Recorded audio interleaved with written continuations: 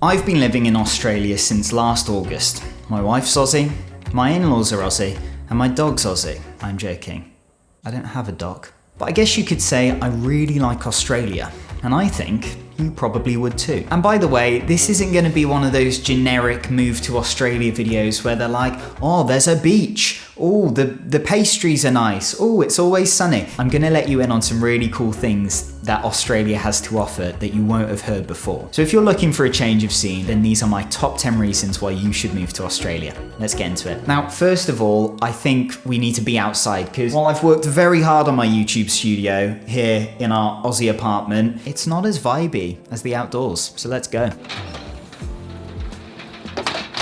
Bloody love it out here. Just before we start, I know that it's not feasible for everyone to just up and move to a whole different country. You might have responsibilities to your family, to your job, to, you know, older parents. Like, I totally get that.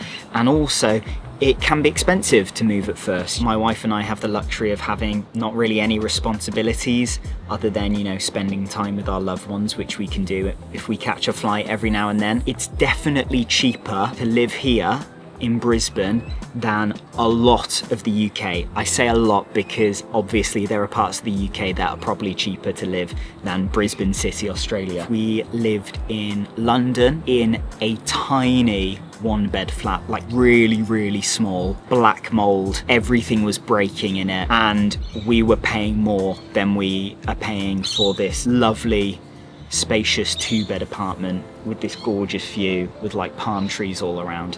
And it actually got to the point when we were in London where we were miserable. We had seasonal affective disorder. We were just working all the time to make ends meet.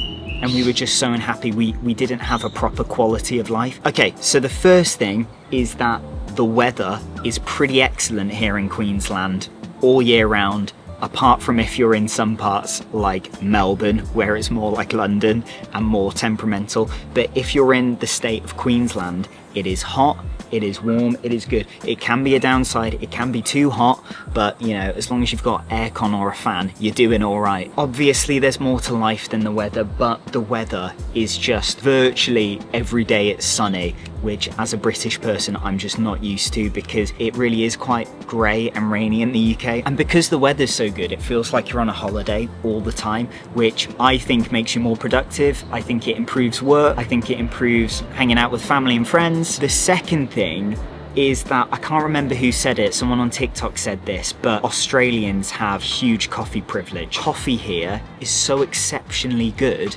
that once you've tried a cup of coffee here, nowhere will be as good. And I've had coffee in France, I've had coffee in Italy, in Japan, some of the parts of the world where the coffee is meant to be the best, but Australia makes the absolute best coffee. I don't know what it is. It's probably because their brunch culture is amazing here, and it'll make you never want to go to Costa ever again. Oh my word. The third thing is that the people here are generally really friendly. People in the UK are really friendly as well, but probably less likely to stop and have a chat with you. But people here, they really do fit the stereotype of being friendly, chilled, laid back. And a lot of people, when you're at a restaurant or a shopping centre, will want to have a little bit of a chat to you, and especially if you've got an accent, they'll want to find out more about you. The fourth thing is that generally the pay is better here. If you do a quick Google search on this, you'll find this out for yourself. Now, this doesn't really apply to me because I make my money through acting and freelance video editing, so the pay here doesn't really affect me. It's kind of the same wherever I go. But if you do work a 9-to-5 job, generally the pay is a lot better and Aussies have a lot more disposable income, which is nice. Okay, I am getting a bit too hot now, so let's go inside. Oh.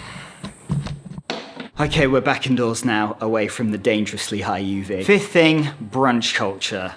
Do I need to say anything else? Brunch is such a big part of the culture here, where when you catch up with friends or family, or when you want something to do, the first thing you think about is brunch, and you go out and you go get brunch. And the brunch here is amazing. There's so many like copycat Aussie cafes and brunch spots in the UK now, because people are starting to let on that it's actually an amazing thing. And you'll go get an incredible coffee, you'll go eat some incredible avocado on toast, or a poke bowl, or an acai bowl, things that I hadn't even heard about before, and then I tried them, and then it's amazing. And they just take brunch really seriously here. They make sure that the coffee and the food is just super high quality.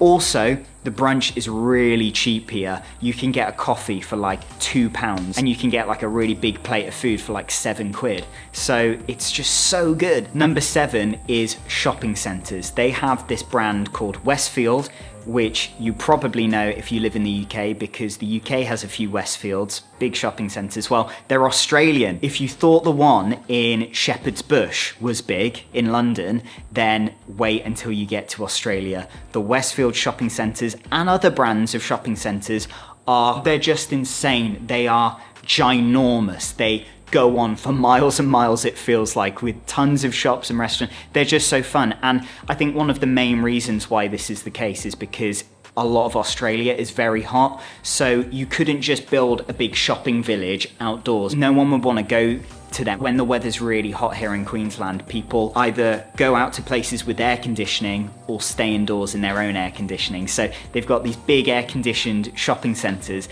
that are just crazy, and they've got everything you could ever want inside them. They're amazing. Number 8 is it's generally a very safe place to live. Obviously there's bad people and criminals wherever you go in the world, but I've seen a lot less crime and dangerous situations living in Brisbane than I have living in London, or even living in the Cotswolds, which you would think is a pretty safe area of the UK. And my wife feels much safer as a woman walking on her own through the streets here than she did in London. Number 9 is the wildlife is crazy. I know I said I wasn't going to talk about cliche things, but I'm not talking about kangaroos and koalas right now. I'm talking about things like galahs, cockatoos, rainbow parakeets. I know I'm just listing off birds right now, but just to name a few, the wildlife here is like being in a tropical daydream, a tropical movie. It's incredible and it's exciting. And